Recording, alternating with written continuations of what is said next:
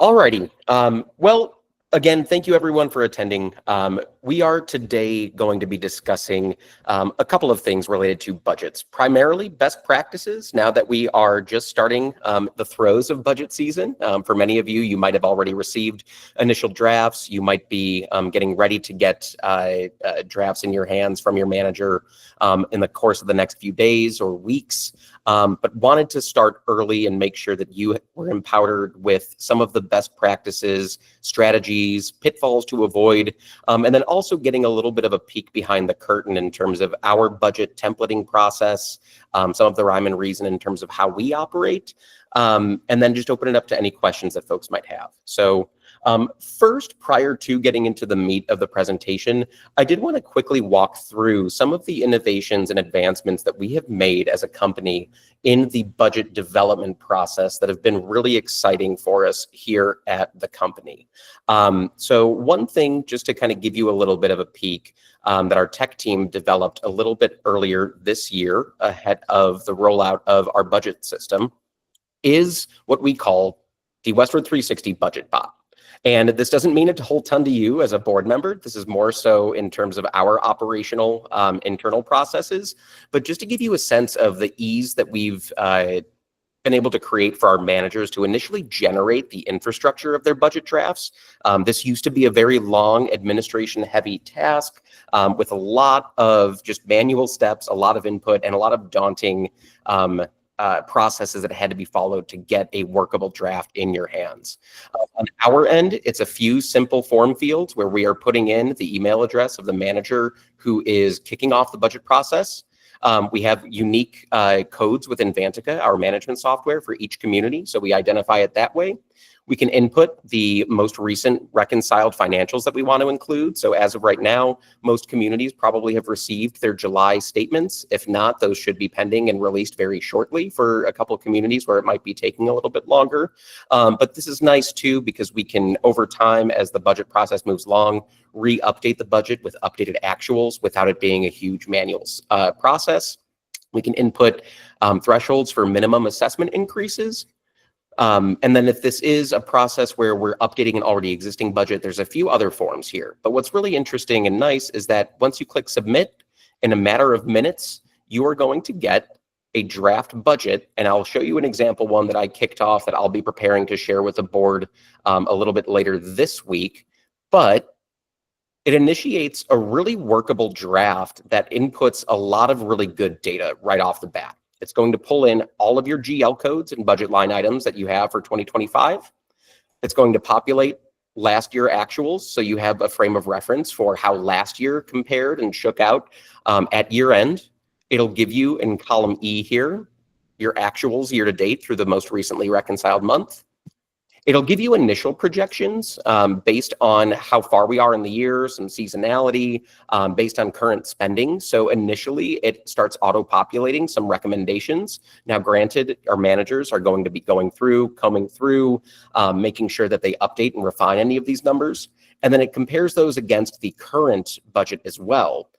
So then, lo and behold, when you get to column H, you have a lot of really good informational data that you can incorporate in the decision making for what dollar amounts you are setting in each of your budgeted line items, so that you're really getting a running jump start into budget season and not having to populate a lot of this data yourself.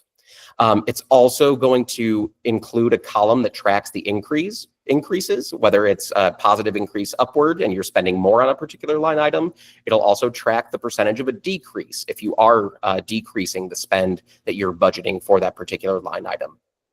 What I find helpful, and I'll get into some of the reasoning as well a little bit later on, is that this year we've added a few columns in terms of explanations and better context and additional detail. So you'll have a column that kind of describes what that GL code is for in case there's a particular one that you don't remember what the context of that particular expense line item or that income line item is. There's also a column for the manager to put in any explanations as to why, maybe there's a substantial increase in a particular line item. They can add some of those notes in context so that you actually have a rhyme and reason and a real history of the factors that went into the budget decision-making and drafting that went in place there. And then we also added a column for the accountant who was assigned to your community to add in any of their, color to something. Maybe there is an increase that was projected based on a rate that was announced to the accounting team that we aren't yet aware of. Maybe there are other items that the accounting team, based on some difficulties in reconciling your financials this year, that they've added a little bit of color to. So there's a lot of great context, a lot of great detail, and more importantly, just a lot of great history and rhyme and reason that goes into the explanations for all of these line items and the logic that went into them. What's nice as well is that we do have, again, and you should be mostly familiar with this, a separate reserve tab to help track any sort of interest that might be garnered, any reserves transferred that have been budgeted in your operating budget. Any expenses on the reserve side of things. Maybe it's banking fees that you have with some of your investment accounts. Maybe you have expenses on capital work. Maybe you're budgeting for a reserve study this year, or you have an upcoming masonry project, a roof replacement, a landscaping improvement, an elevator modernization. You can break those all out here in the reserves section of your budget. And then finally, what I find really helpful as well is that we also want to make sure that whether you have a reserve study or you have some future capital expenditures that aren't necessarily happening this year, but you want to start benchmarking them for future years and some of the planning, we can start inputting some of those expenses for future years. Maybe you have the useful life of your boiler system that's up in 2028, and you need to make sure that you're allocating enough reserves funding for a project that is going to cost $40,000, let's say. You can start inputting, and the management team will do this, putting in projected starting reserves balances for each year, the ending reserves balances, and then incorporating those into the future years. Not quite all of the level of detail that you would see in a reserve study, which we can't recommend enough, especially for larger, more complicated communities, but it does capture a good amount of planning that goes into not only this upcoming fiscal year, but also some of your future fiscal years as well. And then just for reference, we also have a guide to our chart of accounts, just so if you need to look up the code for anything, if you have a request to add or change nomenclature, you can always talk about that with your manager or the accounting assignment as well. But I did want to give you a little bit of that peek behind the curtain, just so you can kind of understand the layout, how we kind of organize our budget process, some of the features that are in here that are new, some of them that are a continuation of previous processes that we've included here. Yeah, a couple questions here. Doris and then Joanne. And remember, you'll have to unmute if you have your hand raised and want to speak.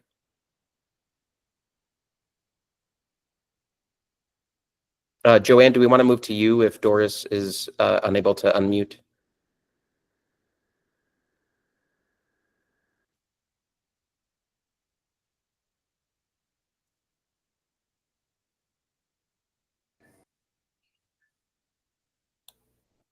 Joanne, I don't think we can hear you if you're talking.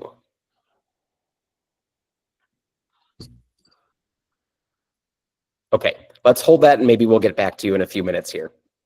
Any questions on this portion of the budget process?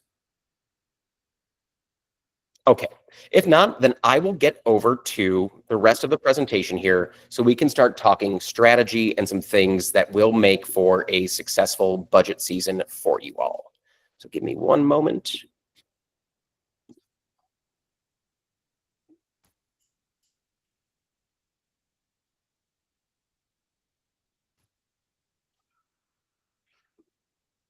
Okay, can folks see my screen okay?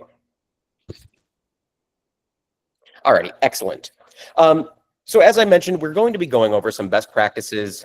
We try to be as inclusive as possible of a number of different things and elements that create a successful budget season, put you on the right path as a board, empowers you to have a better understanding of some of the things that you should be looking out for.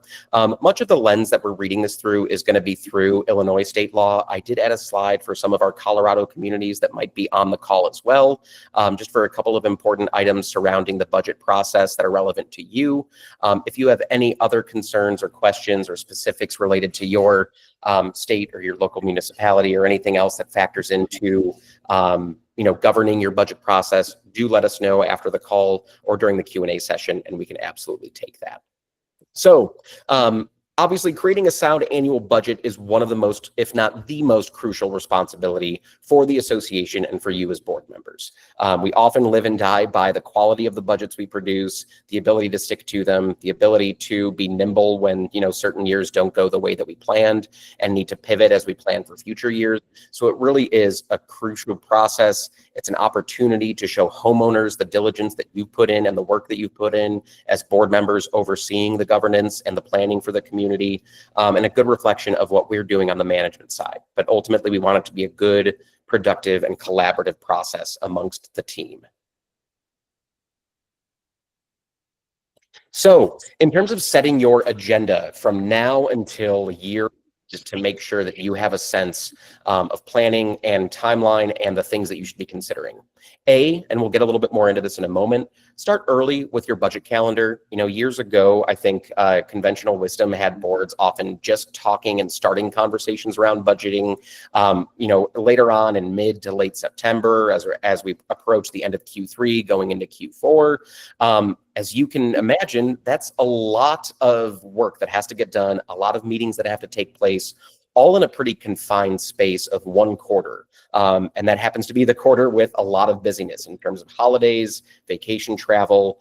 December, most of that month is a wash with a lot of people's schedules and the holidays approaching the new year, things like Thanksgiving and any other festivities that are happening in the fall and winter season. You don't want to be in a position where you're just starting to talk about the process in October. So having those conversations right now, starting this month, was a really great move if you've already done so. If your board is behind a little bit, now's an also great time to get the process moving. There's still 4 months in the year.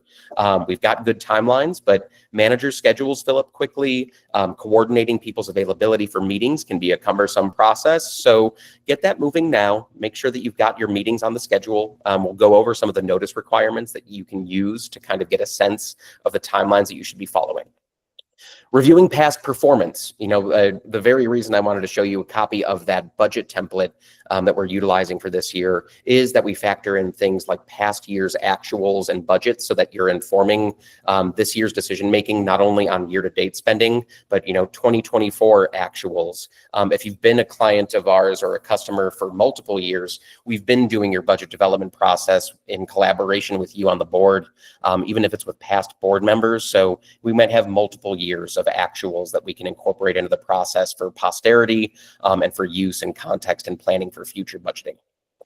Knowing your legal requirements, as I mentioned in terms of notices, there are a number of sensitivities, whether we're talking about the Illinois Condo Act, the Common Interest Community Association Act, or for those in Colorado as well, there's the CCIOA, which also governs some of these things. So often you'll hear things like a budget adoption meeting for condos in Illinois requiring a minimum of 25 days review and notice by the homeowners prior to the adoption. For associations governed by SECA in Illinois, that's going to be a minimum of 30 days that needs to go out. For communities in Colorado, it's a little bit broader of a base, but no less than 10, no more than 50 days, 50, unless your governing docs specify more specifically or otherwise. So being able to plan and forecast for some of these things is really important to make sure that you're sticking to the timeline. So if you have any concerns around that, if some of your budget meeting dates already are kind of creating issues, now's the time to look at that to see if any of those dates need to be reworked, readjusted, and make sure that you're following those guidelines. Forecasting and reserve funding. Being able to look at your actuals through the end of July right now and start getting a sense of what are those projected year-end expenses.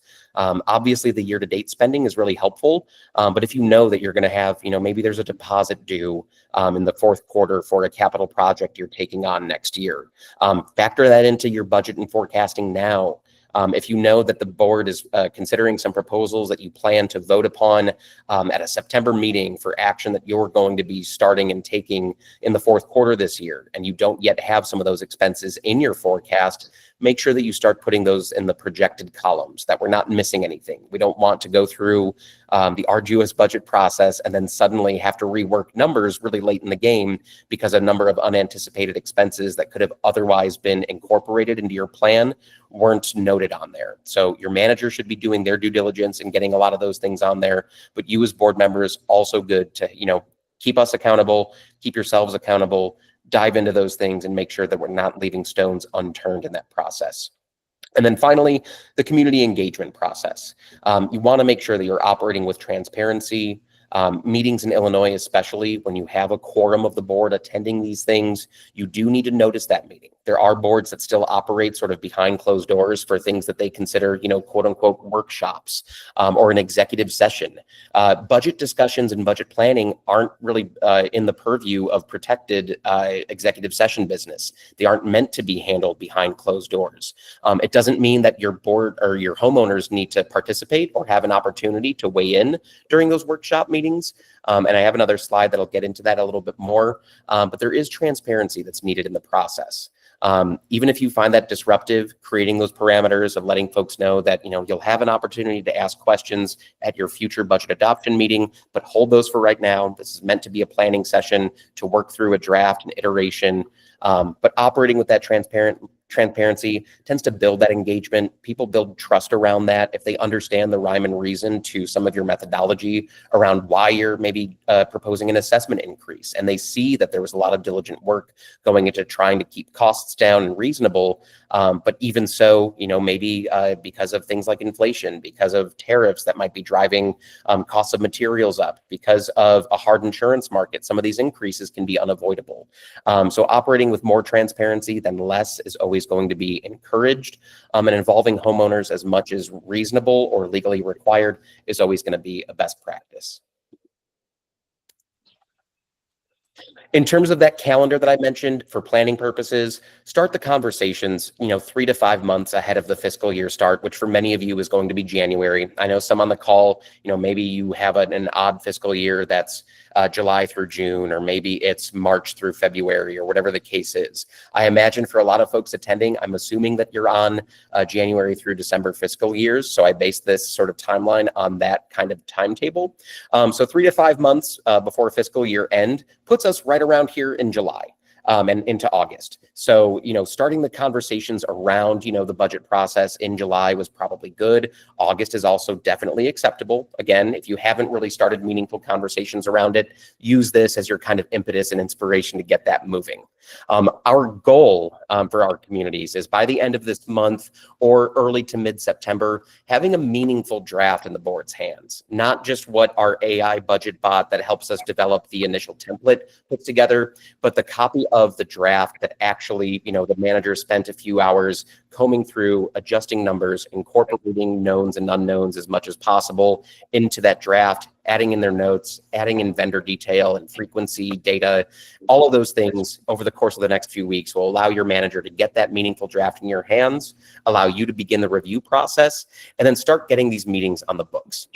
In the state of Illinois, just as a reminder, if you have any increases that are going to be posted for your dues or your assessments for the upcoming fiscal year, you need 30 days notice of that increase prior to it going into effect. So ultimately, use December 1st as your deadline for having your budget passed, adopted, and then back out the dates from there. Set your budget adoption meeting, mid fourth quarter if you can. If you can get through some workshops over the course of September and into early to mid October, that's a nice position to be in.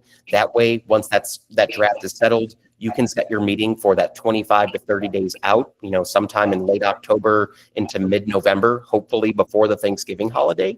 I always encourage trying to wrap up your year-end meetings before the Thanksgiving holiday where at all possible, just so that people can ease into holiday season, not have to rush a lot of important board business into, very specific time windows and weeks that tend to work during a really busy time of year. So another reason to begin a little bit earlier, you get through this process earlier, you can ease into holiday season, and then allow us to kind of get started on setting the table for next year and get that budget into effect and start being effective on it. So work with that calendar. If you don't have your meeting dates set or any of your workshop meetings to start running through those drafts with your manager, engage them. Your manager should be engaging you already. And then just that final reminder that I highlighted here. Again, and even if it's not, absolutely the letter of the law in other states, in Illinois, a quorum of the board present constitutes association business being conducted. And again, the budget discussion is not executive session minded. This is something that is meant to be a bit more open. So again, if you have a quorum present that is doing that, workshop with the manager, I would notice that meeting with at least a minimum of 48 hours notice. You don't have to allow homeowner participation. If you're doing it virtual, you can have everyone muted and not as a contributor. They can be there just to be on a fly on the wall and listen in. But I do encourage those to be open meetings. If you're a board that operates with, maybe your treasurer takes on the duties to work with the manager to work through, whatever iterations and drafts of your draft budget, that's fine. That's not a board meeting. That is, two individuals meeting to run through doing some of the budget planning. So if your workshop consists of your treasurer or maybe 2 of 5 board members working with the manager, that's okay. But as soon as you have a quorum of the board present at that, I would make sure that you're noticing that meeting. And again, you don't need to allow participation, but you do allow the opportunity for folks to kind of see the rhyme and reason behind some of the decision-making that's being made. Reviewing your past financial performance. Obviously, year to date tells us a good amount of detail about how this year is going to shake out, allows us to do some forecasting and projections, but that isn't everything. Certain expenses that you guys might budget for don't hit on an annual basis. Sometimes you have maintenance items where best practice is every other year or every 3rd year or every 5th year. Some of the things that come to mind, maybe you have wooden porches or balconies or decks at your community. Deck washing and sealing might not be something that you do every year. It might be something that you do every 2nd or 3rd or 4th year. So don't just assume that because you had 0 spend in that category or you didn't budget for it this year, that you're not going to have spend in that. Another reason to look at that last year's actuals column and look at some of your past budget history. Refer to your annual maintenance calendar. On that calendar, you might have, on that it has this expense for every 3rd year or 2nd year, whatever the case might be. So you don't want to be missing any of those crucial items, not only for scheduling purposes, but more importantly, for just budgeting for those costs. Some of those things aren't all that cheap. Another example that comes to mind that we'll talk about as well in a little bit is reserve studies. Best practice tends to be to update or get a new one every 3 to 5 years. So again, maybe you did one 4 years ago and you haven't been budgeting for it, but this might be the year that you need to budget for that update. So don't just assume that, this year's financial performance is the only data you need to be looking at. Look at last year, look at the years prior. If you weren't on the board then, or you don't have any current board members and you don't have access to some of those things, they should be on your portal. If they aren't, engage with the manager, make sure that they're sending you copies of those old budgets so that you have a little bit of context and history that you can kind of inform yourself and inform some of this year's budget process drafting for 2026. A few things that are key to note, look at utility cost fluctuations. Just this year in June, ComEd had a capacity charge increase that resulted in 10 to 15% increases middle of the year. So that's, a disruptor that might drive costs for year end. And there might be, increases in your local municipality for water rates or whatever the case might be. So make sure that you're engaged on that. Ask your manager to make sure that they're following up with any local municipalities or utility providers to know if there are any, planned increases that you should start incorporating. Look at your service agreements, whether it's our management agreement, whether it's your landscaping contract, snow removal, anything that's on a recurring or annualized basis. Make sure that you're budgeting for any nominal increases that they've included in there. If you have an opportunity to negotiate those agreements, that's a great use of the manager's time as they're running through the budget process. Maybe you identify that, hey, you know what, for window cleaning this year, we had a pretty negative experience and the cost was high. Let's talk to a few vendors and get some fresh quotes so that we can maybe lock in a rate for next year and maybe find some savings. So use that opportunity. If you plan to use the same vendor, make sure that you're understanding any planned increases that exist in the terms of their contracts. Plan for any sort of inflation, tariffs, other things that might drive the costs of repairs, maintenance, and materials up. Obviously, with some of that in flux the last 12 to 18 months, it's been hard to kind of use a crystal ball to get a sense of what some of those cost implications are, because that seems to have been trending upward and downward depending on the day's news. So some of this might be hard, but as much as possible, whether you're following consumer price index, whether you're following particular things around steel, wood, masonry, if you have a big capital project that you're budgeting for but haven't gotten firm numbers in, plan for some of those costs to rise. If you're not sure if some of the quotes and proposals that you have on hand are still active and the pricing holds, follow up with your manager and those vendors to make sure that you have an accurate sense of what those expenses are going to be. Look at your reserve fund contributions. If you've been trending fairly low on that, in the state of Illinois at least, folks should be trying to contribute at least a minimum of 10% of their operating budget into reserves on an annual basis, ideally more if your budget allows for it. But look at those and track them. Maybe you've been hitting 10% year over year, but you've got some capital work per your reserve study that you really need to be saving for. Maybe look at your reserve fund contributions. And if you see that we've been hovering at 10 or 11% and you're trying to achieve 15%, use that as a tool to start running through your operating expenses and see what's needed to get you there. So look at those reserve funds contributions as well as you're looking at this year's draft and prior budgets. And then finally, looking at your delinquency rates. Maybe you're a community that doesn't really have this problem and you've tended to have a homeowner constituency that is generally kept up to date on their payments. That's great. That's not often the case. Many communities, especially larger, sizable ones, depending on what the economy brings, can fall into hardship, can fall into issues with being able to pay reliably. So if you're trending at a year over year 7% delinquency rate, factor that into your budgeting. Anticipate that income might not come in on time. So if you can either add a line item for expected bad debt that might not be collected this year.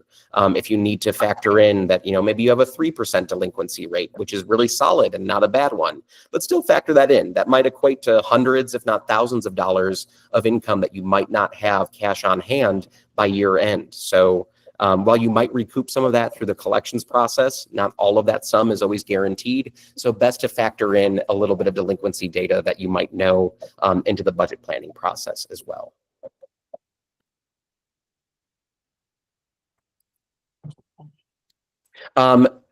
Hitting on the legal requirements again, I just wanted to make sure, and we'll share a copy of this presentation too, just so that you have some of this data easily accessible. For Illinois specifically, like most of you might be used to, the two primary acts that govern your communities are going to be the Illinois Condominium Property Act or the Common Interest Community Association Act. That's often what single-family home HOAs, many townhome HOAs, and a number of other community associations that are not condominiums often fall into and are governed by. Occasionally, HOAs that don't have a dollar threshold in their budget or their operating budget is less than $100,000, you don't yet fall under SECA. Yet it's still best practice, in the event you ever cross that threshold, to at least follow those guidelines. It still offers a lot of good guidance in terms of the timelines that you should be hitting. But budgets have to be adopted annually and made available to the members. Notice of that meeting, as a reminder, I touched on it earlier, but for condominium associations, that's going to be at a minimum of 25 days notice of that meeting. Owners need 25 days. It's required by law of review before that budget can be adopted. Don't, assume that no one will notice and you're going to sneak it in with 20 days or 15 days or 24 days notice. Make sure that you're following that guideline. As even if it's not a controversial budget, if you have a stickler for, due process and proper procedure, they might be the one to call you out and say, board or management, you haven't, followed the letter of the Condo Act. You haven't followed the letter of SECA. We only had 23 days notice for something for which we should have had 25 or 30. So make sure you're factoring that into your timeline for adoption. If your budget does include an assessment increase, that confirmation of that assessment increase with the finalized budget should be shared at least 30 days in advance. So again, that December 1st timeline, if you're trying to get your budget into effect for January 1, is a good benchmark to keep in place. Technically, by the letter of the law, if you're adopting your budget, late in the game, and if you have an increase going in, technically it might not be able to go into effect until, January 15th if you're adopting your budget on December 15th. So be cognizant of that, be early to the process, more motivation to get the process done early before the December holidays, especially. And then this question of adequate reserves often comes up, not even just related to budget conversations, but board members often ask, management, me, leadership in our office, what are we supposed to have in reserves? And the answer in the Condo Act and the Common Interest Community Association Act is a reasonable amount of reserves. Not a lot of guidance, right? So that generally means that you're factoring in, useful life of your common elements. Maybe it's making sure that if you have a mechanical system that has a 30-year life expectancy, that you're budgeting reserves appropriately to replace those elements at the end of that life cycle. Maybe it's that per your reserve study, you have masonry that's due to be completed in 2035, and making sure that you have a plan to fund that ahead of time so that when that expense arises, you have adequate reserves to help fund that project. Maybe not in whole, but at least in part. Sometimes that has to be supplemented with a special assessment, a line of credit, a loan, other sort of creative funding options, whatever the case might be. But a couple other things that are good to keep in mind. In the state of Illinois, lending requirements often stipulate that you need to be contributing at least 10% of your operating budget to reserves. So make sure that that number on your budget is always equated to 10% or more. Our budget bot and template automatically equates to that contribution. So it'll let you know if we have, a shortage on the income side of things, or if we have to look at expenses again to make sure we're hitting that 10% threshold. But that's really a good place to be in. While it's not legally required that that 10% contribution happens, it will prevent sales from going through at your community. So maybe you're a board who says, hey, it's okay that we don't hit 10%. That might be fine from a legal perspective, but homeowners might not be so happy if when they try to sell their unit later in the year and the lender finds out that you're only contributing 7% of your operating income to reserves, that could hold up the ability for people to sell and purchase into the community. So do keep that in mind as well. For any Colorado folks that might be on the call, we do have the Colorado Common Interest Ownership Act that governs a lot of these things. A couple of key elements, one of them I already touched on, is the notice of that adoption meeting requires no less than 10 and no more than 50 days notice, unless your declaration, bylaws, or other governing documents specify otherwise. And then just make sure that after adoption, within 30 days, or within 90 days rather, that the copy of that budget is sent out and made available to all homeowners. We recommend sent both for Illinois, Colorado, any state that you might be in or operate in. Maybe you own in an association out of state by managed by a totally other firm, but those are made available. We'd recommend mailing those out for folks that haven't opted for electronic communication, and getting that uploaded on the portal so no one can ever say you didn't share a copy of that diligently with them. In terms of forecasting your revenue, look at your assessments, obviously. I generally recommend look at your assessments. I'm not going to say last because they are a priority, but work through your expenses first, because that'll determine whether or not you're going to be looking at an increase, whether you're looking at a flat year over year. Maybe you didn't have a lot of increases in your line items, and maybe last year was a large increase for homeowners and another increase isn't going to be all that palatable.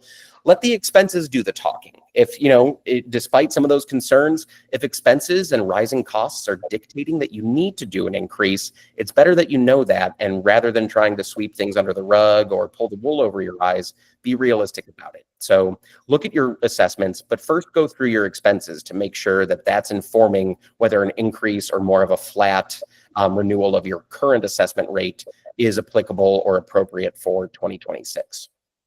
If you have any active special assessments, make sure that you're also incorporating those into your budgeting. If you have any that are pending and are scheduled to be adopted, you're not anticipating that it's going to be a challenging one to pass, make sure that that's factored in. Maybe you have a special that's starting September 1st, October 1st, or November 1st. Make sure that that isn't missed, so you have all streams of any potential revenue, especially with special assessments, since those will offset some of your expenses. Make sure that those are properly accounted for in your operating budget as well. Late fees, I tend to be a little bit in the middle on whether or not to budget for them. If you're a community that traditionally has a lot of historical significance in terms of the dollar figure in late fees that you annually collect, and it is actually, a budget mover in any way, shape, and form, not a bad idea to include it. My mindset, though, tends to be for any unpredictable income, you don't really want to hedge your bets on relying on that to come through. Ideally, you don't want late fees to be a reality. You want your owners paying on time. So maybe, despite everything, you generally have, $1,000 in late fees that's collected every year. Don't always assume that that's going to be the case, especially if your delinquency rate's gotten better, Owners have gotten into a better habit of paying on time, things of that nature. So for things like that, where the income is a little bit more unpredictable, violation income is another one. Maybe you do have a lot of violations and fines throughout the year, but don't always assume that that's going to be a revenue driver. You don't want to think of it that way. It's, an unfortunate reality when those things come into play, but you don't want to be assuming income that may not be realistically actually brought in. Rental income. If you have any amenities that you rent out, maybe it's a party room, maybe it's a clubhouse. For some communities, that might be a real revenue driver. So make sure you're factoring that in. In some cases, an association might own a unit. Sometimes it's rental income that is a result of taking possession of a unit that's been in arrears and went to fruition in the collections process. So if you have any additional rental streams of income, factor those into your income top line in your budget. Any sort of common element fees, maybe there's association owned parking that you lease out to either homeowners or to other folks in the neighborhood. Maybe you have storage spaces that are assigned or common elements and rented out upon request. Make sure that any of those income streams are properly noted here. Even if it ends up being, two owners that each pay $25 a month, that's still income that can be realized and, incorporate that few $100 or the few $1,000s that those things might be incorporating. And then finally, investment interest. For some of you with really small reserves accounts, especially at small associations, that investment interest might, even with a really good rate, might be fairly low and, fairly inconsequential. For some of the communities that you are parts of that have really large investment accounts with multiple hundreds of thousands of dollars, if not $1 million in reserves sometimes, that would be a really realistic number to incorporate into your interest calculation. So take a look at what your current balances and rates are, look and project at what your year-end interest will be at the end of this year, and then try to factor in with your reserves contributions what you anticipate that interest income being throughout all of the 2026 calendar and fiscal year. Looking at the expense side of things, we have a few different categories: fixed expenses, capital expenses, variable expenses, and contingencies. With fixed expenses, these are going to be things where when you get the proposal or you get the updated renewal, these are largely going to be things that don't change. You know what you're getting into regardless of the term of the agreement. You have generally a fixed cost for many of these things. Your insurance premiums for one. Service contracts, maybe that's landscaping, maybe that's snow removal is going to go more variable because that can be intensely different line item depending on the winter that we get here in Illinois and the Chicagoland area. But on the fixed side, our management fee, loan payments, regardless of what the interest and principal shake out at, your loan payment usually is going to remain the same unless you're re-amortizing that. So anything that's fixed, let's log those. Let's make sure any of that known expense is captured. Variable expenses, that's where we're going to be looking into trends, not only our year-to-date trends, but also, like I mentioned previously, last year's actuals, prior years before that, all of those actuals. Look at benchmarking some of your utilities over years past in similar communities to your size and elements to look at that and try to get as close to a predictable budget number as you can. Same goes for repairs and maintenance. Maybe you had a light year this year, mainly because you were focusing on some capital work that you had done. So maybe some of your general repairs and maintenance line items might actually have an uptick. Or conversely, maybe this year was a big year for doing a lot of those common element in the weeds kind of repairs and maintenance projects, and you're going to be going a little bit lower this year. But make sure that you're using good data to back that up. Landscaping and snow removal, the maintenance side of landscaping generally is fixed. For some of the repairs that might be needed, some of the enhancements that you might be considering but you haven't gotten proposals for yet, that can have some variability. Hence why we separately line item certain landscaping categories. We have the service contract as one line item, and that should be a fixed cost month over month. And then your enhancements, your repairs, any irrigation repairs that might have to occur, those can fluctuate. So use some of your past budgeting numbers to inform those numbers, whether it's this year or years prior. And then legal and accounting services, if you have, a complicated audit that you are going to be going through because you're a larger, complicated community, factor that in. That could have some additional costs, even if you got a round budget number in a proposal initially. If the audit takes longer, they might have additional hourly rates that they have to factor in. So not a bad idea to consider that. Same goes for legal. Some associations might have a monthly retainer that's a fixed cost, but maybe there are things that come up that fall outside of that. Collections expenses, litigation expenses, if someone is looking at potentially suing the association. Some of those might be variable. So just because you have a retainer that you budget for doesn't mean that you might have costs outside of that. So always best to factor that in as well. On the capital side of things, most importantly, consult your reserve study. If you don't have one, I strongly encourage looking at getting one. It's very likely that by 2027, it'll become a mandate in the state of Illinois and many other states to have one. In the state of Nevada, where we also manage some communities, reserve studies are already a requirement. So plan for the fact that that might be coming. You might get better budget numbers on that now. You can imagine that once it becomes a mandate, it might be a lot harder to get a more cost-effective proposal for those services. We've touched on reserves contributions quite a bit already, so I don't know if I need to spend more time on that. Major repairs, obviously. Things like if you're taking on a roof replacement next year, if you've got a large-scale masonry project, maybe you have a mechanical replacement, an elevator modernization, an enhancement of your common elements. You're redoing your lobby, you're replacing carpet and tile, you're repainting the hallways. Those aren't insignificant expenses. While there's sometimes the slightly more fun ones that are, enhancing property value, people get a little bit excited about, especially if you have some tired common elements that are outdated. Those still cost money. Those aren't insignificant costs. Make sure that you're factoring those in. And then always best to have some contingency, right? There's going to be emergencies that happen, whether it's something that results in an insurance claim and you have mitigation costs, maybe it's a burst pipe in the middle of winter, knock on wood. Maybe it's just a bad year with people not taking care of the common elements or the landscaping, and there's a lot of repair costs. So try to budget in, if you can, 2 to 5% of your total expense budget for just contingency. So you have a bit of buffer. If you do have unanticipated costs, you actually have a bucket that those can fall into, rather than those just starting to accumulate and now you don't really know why you're going so far over budget. Again, prioritize your reserve funding via your minimum contribution guidelines, and then looking at your reserve study. Get that updated if you already have one every 3 to 5 years. Freshen those numbers up.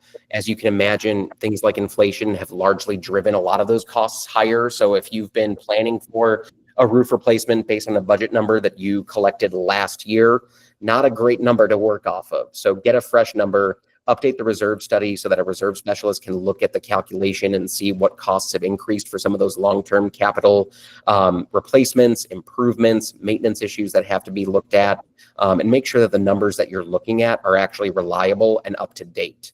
Time and time again, we've had boards that, they've got a 2023 quote for something. They've been basing it off that number. And then suddenly the $300,000 project that they were anticipating is now $400,000. And suddenly they have to come up with, 25% more in funding, if not more, because they weren't being diligent about looking at those things.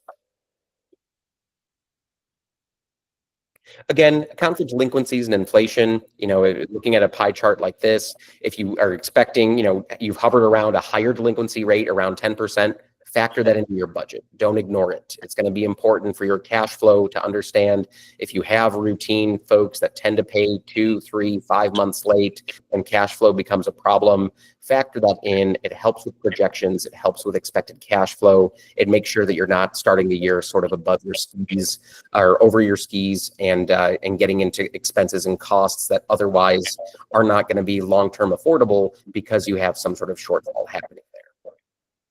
And then inflation, labor costs have largely gone up. Utility rates tend to always climb up. They rarely go down. Material prices, some have stabilized, but some we're still seeing increases. Many service contracts, some of them do include automatic escalators in them. Some don't, but we've seen a lot of renewal numbers coming in from, even roof maintenance agreements, rotting and catch basin cleaning, a number of things that largely, vendors used to keep at fairly flat rates and not hit you with increases. That's not necessarily the case as much any longer. And then the biggest one, insurance premiums. I'm sure most of the folks on this call have probably gotten some sticker shock at some point in the last 24 months on some recent insurance renewals. plan for that to remain a pretty hard market. I think some of that is starting to soften soon, and there have been some more interesting market competitors that have come into the fold that some of the brokers that we have relationships with have started to work with to help find some more affordable options. But don't assume that that's always going to be the case. Even for communities that have had very low claim history and fairly high deductibles, they've seen increases that are result from fairly little rhyme or reason other than the market's gotten harder. Carriers have gotten out of the market. There's less competition happening. So those rates are anticipated to still climb. You could be looking at 5%, 10%.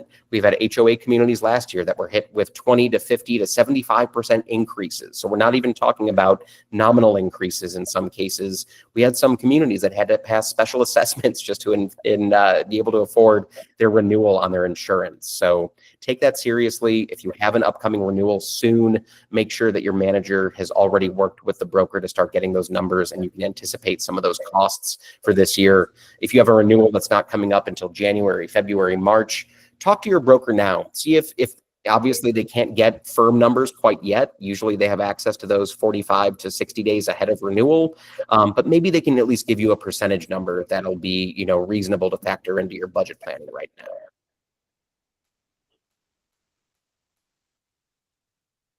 And then again, engage owners and maintain that level of transparency. Things like budget workshops or town halls or things where owners, like I said, they don't even have to be contributors to those early meetings and the workshops. But if they feel like they've had some visibility into the process, especially if you're going to be passing a budget that has, a controversial increase or a project that's been fairly sensitive and controversial at past meetings, having more visibility into that, even if it's a little bit uncomfortable at first, tends to be in the long run a much better move. People feel like they had visibility into the process. They understand the method to the madness that went into that. They tend to understand increases a bit more when they know some of the factors that, incorporated into that decision. And they're not just getting a notice that says, hey, we have a 10% increase in our assessments. Too bad, so sad. Maybe there will be still people that are unhappy about that news. But if they understand that it's because of particular line items that are climbing and are, fairly uncontrollable in terms of increase, then that gives them a little bit better sense of why that's happening. Maybe there's a reserves project that the primary reason for your increase is to increase your reserves contribution. If they know that you have some competing capital work that needs to happen over the course of the next 2 to 5 to 10 years, and this is all part of that grand plan to save and build funds for that, that'll go over a lot better. Whereas if they don't understand that, it makes for a really, it can be an unpleasant budget adoption meeting with a lot of derailing questions, skepticism from ownership, and not a lot of buy-in. Even though, unless you're doing a 15% or more increase in Illinois, owners don't have a say in that increase. They'll be a little bit more adaptable to it if they understand it better. And then obviously making sure that you're getting that out ahead of time, ahead of the adoption meeting. Make sure that you follow those guidelines, get that budget out in advance. You can often answer a lot of questions that homeowners would otherwise, throw at you at the meeting. They might ask those in advance. So you're getting a lot of that work done, pre-meeting work done prior to the meeting even taking place. Consult with financial and legal experts when necessary. For large communities where maybe you have a really complicated budget with multiple streams of income, maybe you are involved with a master association and you're collecting dues from other, sub-associations that have cost responsibilities. Maybe you have other income streams via rental of certain elements and your budget is really complicated and you guys already do a financial review and audit. Work with your CPA to get that audit completed ahead of budget season so that you know and have peace of mind that your financial reporting was done well, done accurately, and that you're fixing any sort of issues or recommendations that they might have. Again, reserve specialist via a reserve study. If you have one on hand, work with them to get it updated if it hasn't been updated in a while. If you're a community that's never factored one into your budget, consider doing it now. And then consult with your association attorney. If you have legal compliance questions on the process, if you have questions around the notice requirements beyond some of the things that we went into, maybe you have an associate or an attorney on retainer and they'll give you that advice included in that cost. Utilize that. It's a nice resource to have. Make sure that if you do have any questions or there's any controversy or someone questions the process, make sure that you do consult with an attorney just to make sure that you have the best information available. And then finally, too, Just document everything. The reason we included those explainer columns and the detailed columns to the right side of that budget draft that I had shared at the top of the meeting, a lot of the reason is that so that there's context and there's history as to why some of those decisions were made. Easier to budget plan in the future if you can go back to some of these budget documents and see, oh, that's the reason that we budgeted, twice as much for plumbing repairs in 2026 because we had a shutoff valve project that we incorporated into the operating budget. So now we know why, one particular year was higher. So it records a lot of that information and makes sure that that doesn't get lost in translation. Future boards and future treasurers will also thank you if some of those details are in there because it makes their job in the future a lot easier and simpler. Make sure that you're logging meeting minutes for the budget workshop meetings that you're hosting if they're open meetings, and then that budget adoption meeting so that you can make sure that all of that was recorded properly, minutes exist for the steps that were taken in that process, and everything is documented the way it should be. And then we make those minutes available on the portal after they're adopted. Hang on to any of those proposals and quotes that you get for renewal numbers on any of these vendor bids. We make sure that those are saved in Google Drive so that those are there for posterity and future reference. It allows us to go, back to the vendor and say, hey, you know what, you proposed at this level. Why did we get billed for this dollar figure? So make sure that you've got those all on hand and you're saving those all in a repository. We'll make them as necessary available on the portal as well. And then save copies of the notices and communications that went out. If you ever get questioned about the validity of a meeting or the notice requirements, best to have copies of those timestamped and saved so that you can easily refer to those and defend your actions as a board and manager. One that gets missed and I like to hit on is also just not adjusting your budget throughout the year, but adjust and track for your forecasting. If you start to see that, maybe you're seeing overages already, or maybe you're seeing, that certain billing cadences have changed for a particular provider and you have a heavy first quarter and it's kind of making the budget look a little bit wonky. Get a sense of what that forecast looks like. So you have a sense of whether you're really trending high for that line item, or it's just the timing of some of those expenses. Make sure that you're reviewing those monthly financials so that you see that on the income statement, which includes a lot of budget versus actual information, that you're sticking to that and that you're identifying any issues, positive or negative, early and often. So we can sort of incorporate that throughout the year into our budget planning for subsequent years as well. So again, especially for Illinois, but really for anywhere that you live, remember your reserve requirements, remember disclosure rules around issuing those notices, making sure that all of those things are being up to snuff in terms of visibility and transparency, and make sure that those meeting notices are kept in lockstep with the letter of the law so that you don't have anyone questioning the validity of the board's decision-making and the way that it adopted its budget. So that is about it.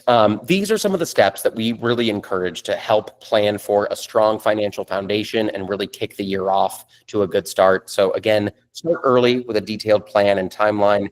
Prioritize your reserve funding, not only the contributions, but all of the capital expenses that you might need to be budgeting for, and maintain that transparency through the process and make sure that owners do not feel like they're blindsided by any decision making. And it makes for a much more pleasant budget season. It's already a hard time of year, so making those meetings and those conversations with your constituents in your ownership is really helpful in making it as pain-free as possible. So with that, I know I took up a good amount of time and we can go over a bit, of course, but I would like to open it up to any questions that folks might have. And then I can also get into any of the pre-submitted questions that any folks on the call or any folks that weren't able to make it can go through and get, some advice if some of those questions apply to you. I have a question. Yeah, was that Albert? Yes. I posted it in the chat too, but the two questions I had is, where can we go to get that reserve study, and what is usually the cost of that study? Yeah, Thank you. Good question. So there are two primary providers in the state of Illinois. There's some other ones, engineering firms and architects also complete them. Two of the companies that are foremost kind of leading the charge are Reserve Advisors and then Building Reserves. So Reserve Advisors is one company. They have Chicago and Milwaukee offices. And then Building Reserves, the contact over there is Kevin Bob is the owner and CEO over there. He's really good at turning around proposals. Typically, in my experience, depending on the community size and your elements, a reserve study could cost anywhere between $2,500 and about $5,000. The higher cost there being those larger, more complicated associations with a lot more sort of capital common elements. Maybe that's many facades, maybe it's a high-rise or mid-rise building, a lot of different mechanicals and things of that nature that make for a more complex community. An 8-unit walk-up, a lot fewer sort of reserves elements to keep in mind. It's going to be your roof, maybe a boiler and water heater, your masonry, windowsills and lintels. Still important things to note, but that's generally going to be a slightly lower cost, but generally between $2,000 and $5,000, depending on the level of complexity and your common elements. Oh, thank you. And then running through just a few of the questions that were posted in the chat while I was talking, just so I can address some of these.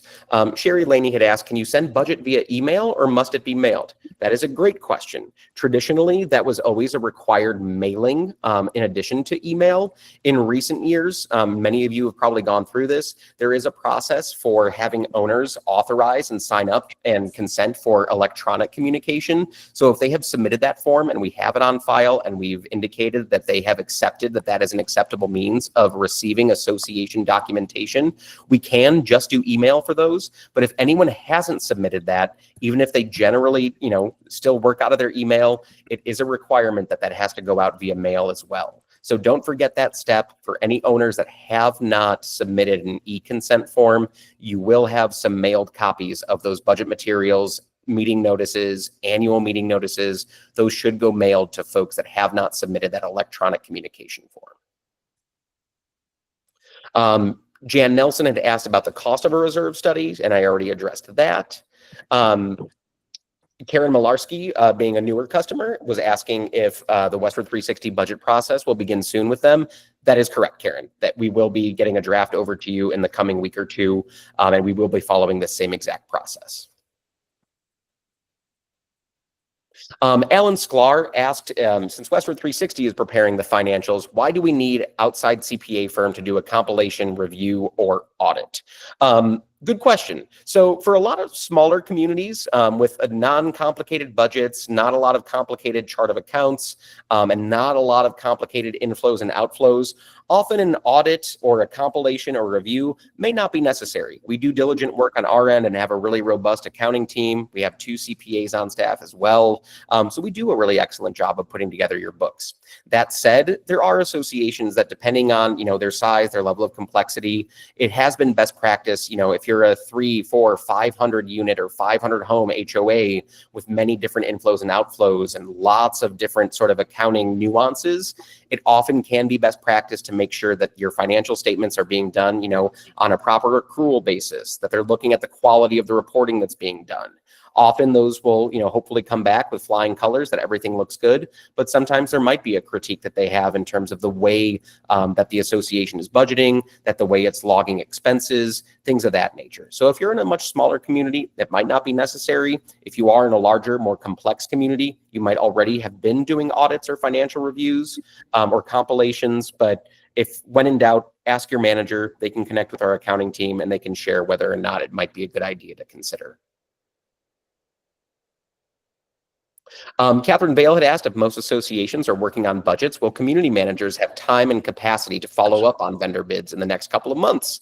That is a really good question. A big driver for why we wanted to make the initial budget drafting process a lot simpler and easier for managers is that, like I mentioned at the top of the call, that, and I can speak for myself, that used to be, each budget would probably take me, for each community I managed, even the small ones, maybe a full day to even get an initial draft and the infrastructure and framework ready. And then I'm manually inputting a lot of numbers, or even if I'm doing a data dump, it's a lot of just nitty gritty admin work, and taking up a lot of valuable time.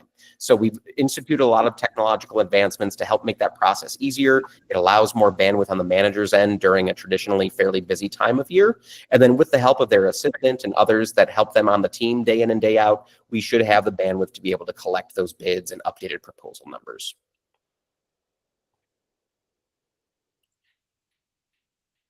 We had one question from Doreen asking if we send individual condo proof of it. All right, Doreen, I'll take this particular question offline just because it's not as budget related, but I will get back to you on that separately.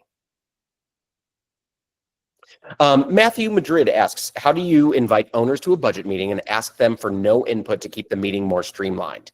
This is where, and if you're a community that has been a little bit hesitant to do virtual meetings, this is the foray where I would say this is the time to do it, because this is where you actually have some controls via Google Meet, via Zoom, to use the mute function to keep people quiet. We have settings on our end that we can allow for people to not be able to unmute their microphones. Often in those cases where we do have a budget workshop meeting for which owners have been invited, we will by default mute all homeowners and respectfully just let them know at the top of the call, this isn't because we don't value your input or opinion. There will be a time for that, but now isn't that time. So that allows a lot more streamlined of a way to keep the meeting productive, eliminate any distracting input or conjecture from the crowd.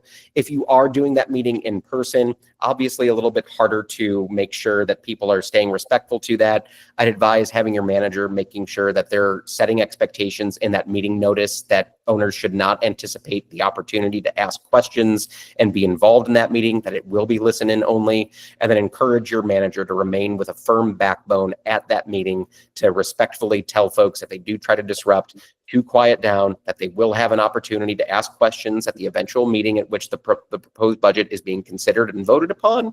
And then if that person is being, unruly, if they're not being respectful, you can ask them to leave that meeting. But I would encourage that the virtual option can really be a win-win here to help keep that meeting a lot more streamlined and a lot less disruptive.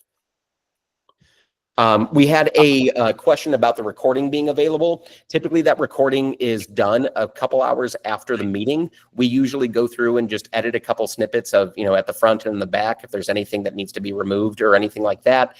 I would anticipate that by Thursday this week, that recording will go out to everyone and it will be posted on our website. So we will share that with everyone here so that you can share it with any other members of your community, treasurers, even homeowners. I think that this isn't a bad thing to even share with them, just to have a little bit more insight. Maybe you have homeowners that are curious about getting on the board.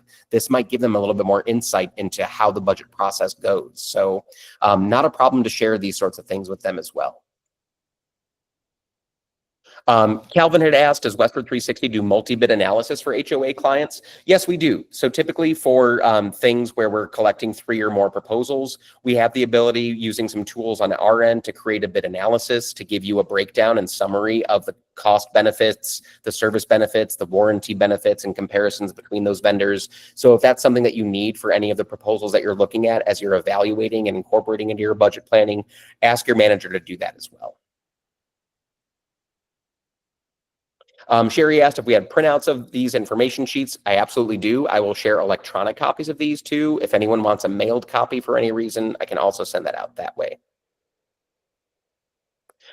Doris had asked, on the budget template, is it a requirement to complete the GL description column to explain the GL code? Not for all of them. We add in some of that information just for context, especially on something that isn't all that clear. Sometimes like when boards see roof repairs versus roof maintenance, that sometimes trips people up. Roof maintenance being generally that fixed cost for, what a roofer might provide. Maybe they come out once annually or twice annually for $1,000 per visit to clean up debris, make any minor repairs, things of that nature, and that's a fixed cost. That's something that we would consider roof maintenance. Roof repairs are going to be more of your reactive work. Maybe there's a bigger issue that they found during the maintenance event that needs separate attention. Maybe there is, some level of, debris that fell on the roof and created a puncture, and suddenly someone on the top floor of your community or one of the HOA members had a roof leak in their unit that was unanticipated. The roof repair line item would capture those things. So sometimes those GL descriptors are helpful in kind of notating the difference between maintenance versus repairs if we have similar categories. Same goes for landscaping. Like I mentioned, sometimes we'll have landscaping maintenance, landscaping improvements, landscaping, repairs for things that are damaged or whatever the case might be. So differentiating some of that is sometimes helpful in my experience, but not a requirement for every last GL code. That does it for questions that were submitted in the chat. Any folks on the call that have questions that have not yet been asked?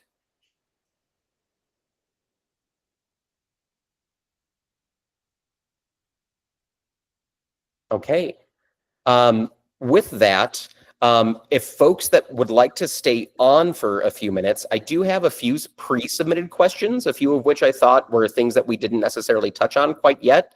And I'm happy to run through some of those right now as well.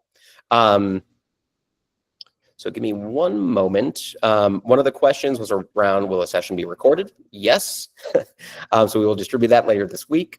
We had a question regarding showing large capital projects that pull from reserves on the budget in terms of where to incorporate that. I will briefly just share my screen again to that budget draft document that I was on. A great location to incorporate any of your reserves expenses is going to be under some of these reserve expense line items, this tab of your budget. So things that fall outside of your operating fund and are going to be funded fully from reserves or a special reserve assessment or anything like that, good practice to incorporate that into this draft budget reserves tab. Joyce, you had a question. You're muted, by the way. I can't hear you.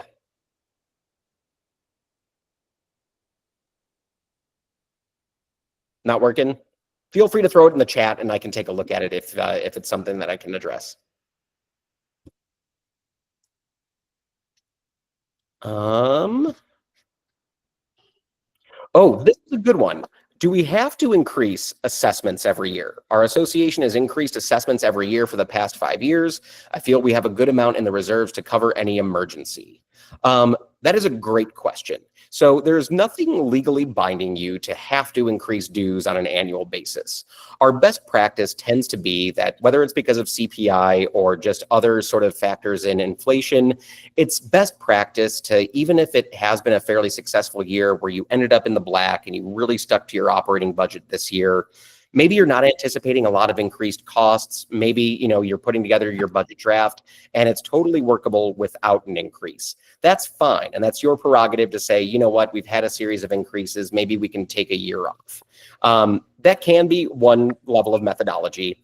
My rule of thumb is that even in those instances, it's not bad practice to at least get in the habit of doing a small nominal increase. Maybe it's even just 1% or 2% in those years.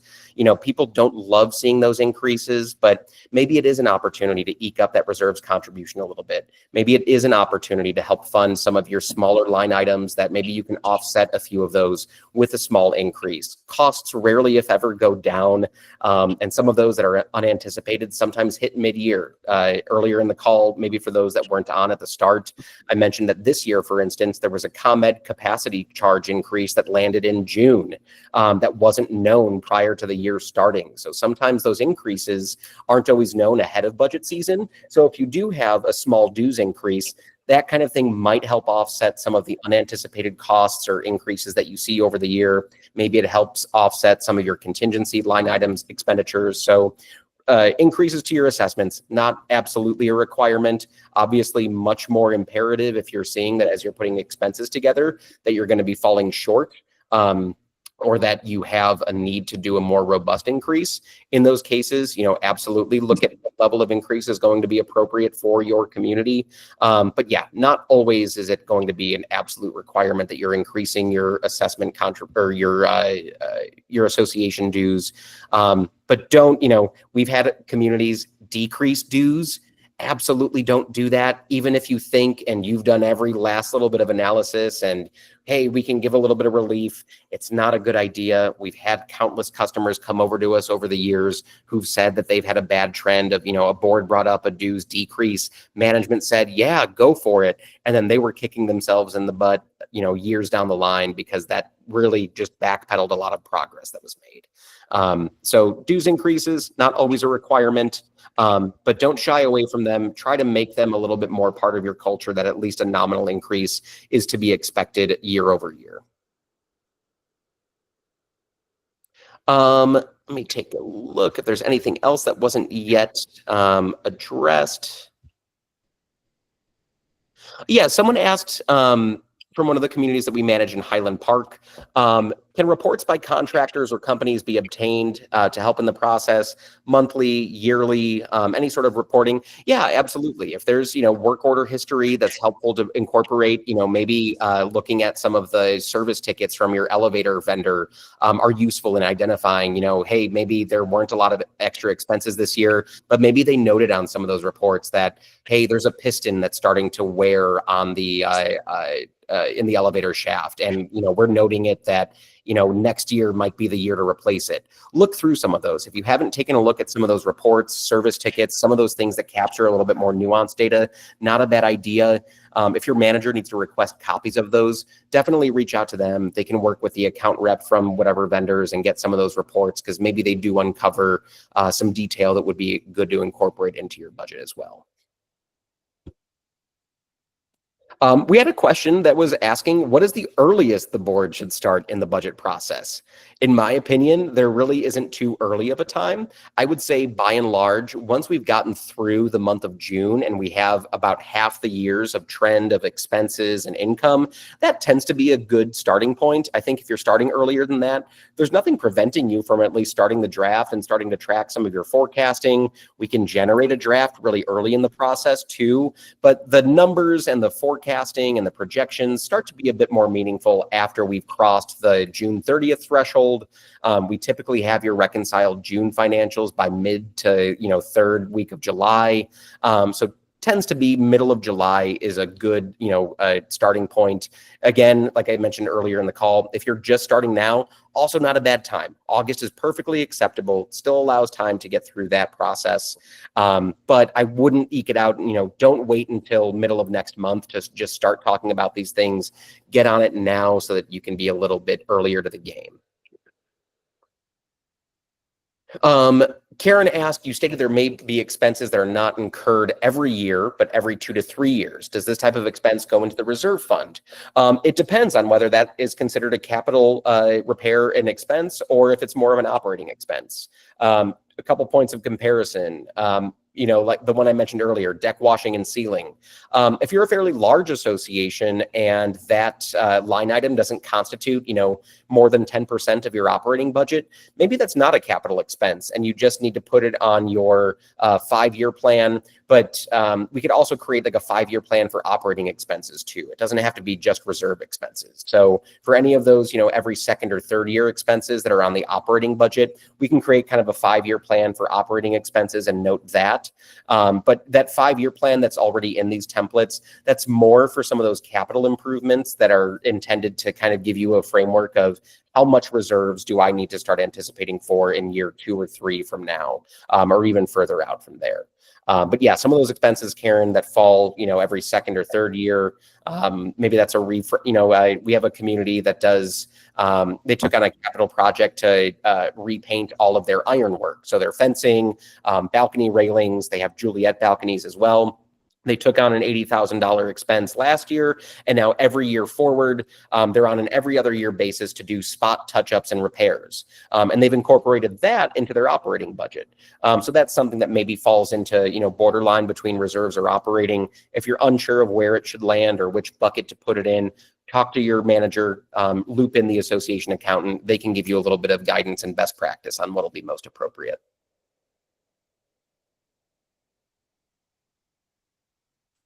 We had one question that was not necessarily budget related, but does factor in because we did harp a little bit on delinquencies. We had a question just asking how we handle delinquencies.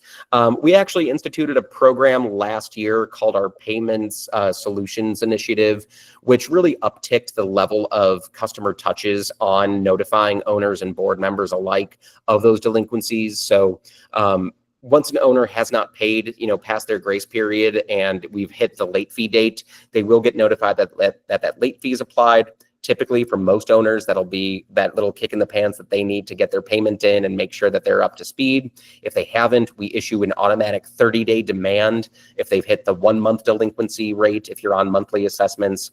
If they still haven't paid by 60 days, we send essentially, for lack of a better term, a pre-collections letter that lets them know that this is a much more serious debt and that it's in their best interest to resolve this immediately so that this doesn't get more expensive to resolve their past due balance.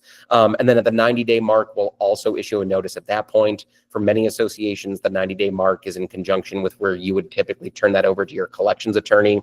So in the interest of making this budget related, if you do have any delinquencies that are climbing and you haven't initiated collections activity, and you should, get that process started now. Get ahead of it so you can start clearing up some of those balances by year end and enter into 2026 with a much lower delinquency rate. Clean up your AR report a bit. So do take a look at your AR report in your financials if you have not looked at that recently. You can also look at that in real time via Vantica and generate that report and see where exactly everyone in the community is at as well. And then final question that was submitted on the questionnaire that went out with the invite is, what is a preferred multiplier for a reserves account? Is it 1 to 3 times annual budget? Are there recommendations for ratios of landscape, labor, and utilities and professional services and insurance? With that, can we estimate, value per our budget? That's a complicated question, but to kind of break it down, on some of those things around landscaping, labor, utilities, professional services, insurance, that's where we do leverage contacting those vendors, market experts to get a sense of where things are trending, to get a sense of those labor and material rates. So we do our due diligence around that. For the reserves question, that's a good one. It's one that we get fairly constantly. And there isn't any one right answer. I think you need to look at things like a reserve study, look at some of your capital spending, look at your common elements that require, routine maintenance or replacements over time. That'll help inform some of that. If you want a general sense of some numbers that tend to be out there as general rules of thumb, 1.5 years of your operating budget being in your reserves is not a bad position to be in. It depends largely, again, though, on your capital, elements. What do you have on hand? Are you a community that has a clubhouse that has a lot of elements, plumbing, facilities for meetings and gathering space, offices in it? That is, a whole budget in and of itself. Are you a small 6-unit walk-up that has very little in the way of common elements? Everyone has their own water heater. Everyone has their own AC and heating elements. You don't have a lot of that. Maybe your reserves fund being slightly lower isn't all that much of a problem, because some of your reserves expenses are limited. You're focused mainly on masonry, your roof, visuals and aesthetic elements, concrete, sidewalks, landscaping, things of that nature. So there's no perfect answer for it. I would consult your things like reserve studies, consult with past year's budgeting and past year's spending. Another number you might hear, especially like from realtors, is like $1,000 to $3,000 per unit in reserves. $1,000 per unit being the very low end, 3,000 being a little bit more of, aspirational. Again, there isn't a perfect answer. We had an association, 901 Plymouth, that we managed, where going into an HVAC replacement project and a facade restoration project, they had about $2.5 million in reserves. So every time we produced a balance sheet and every time we completed a sales disclosure, everyone was really excited about that reserve number, right? Next year, after we completed those projects, they had $250,000 in reserves. Again, maybe low for a 120-unit high-rise in Chicago, but keep in mind that $250,000 reserves balance for that high-rise, that was after they completed their largest projects. They had already completed their elevator modernization 5 years prior to that. So they took that, they took a position to spend down the reserves, but with that, they used all of their reserves essentially to cover those capital expenses. So while they are in more of a rebuilding phase right now, they have a pretty good reserves balance in that they've taken on a lot of those capital repairs. So on those sales disclosures, when we fill them out, when people ask, hey, does that seem a little bit low? We can confidently answer, you know what? No, they don't have a lot of capital work that's being funded over the next 5 to 10 years. They've taken all of that on. So the reserves number is very contextual, in my opinion. Don't, take a very firm, concrete number as your letter of success. It's more nuanced than that. When you have any questions, make it specific to your community. Don't always keep up with the Joneses and compare against your neighbors. They don't all have the same elements. It's not cookie cutter. Each association has its nuances. So when in doubt, ask your management team. We can jump in and weigh in. We can consult your reserve study and see what we can factor into that. But that is a really good question. Anything else for the folks that are still on? Okay. If not, then more than anything, I really appreciate everyone's engagement and participation. I love getting a number of advanced questions. The questions that were asked during this meeting were really helpful as well. If you have any follow-ups, do let me know. I'll make sure that you have my contact information. I'll throw it in the chat really quick just for anyone that wants to take it down in case you want me to weigh in on any questions that you might have. And then we will distribute the recording of this session and post it on our website a little bit later this week so that you guys have that in your inboxes in the next 48 hours or so. Thank you. Yeah, thank you, everyone. Really I don't know appreciate how your to do time. it on the screen, so thank you. Of course. Have a great evening, everyone. Stay tuned for the next invite that comes out for our next education session, and have a great rest of the week.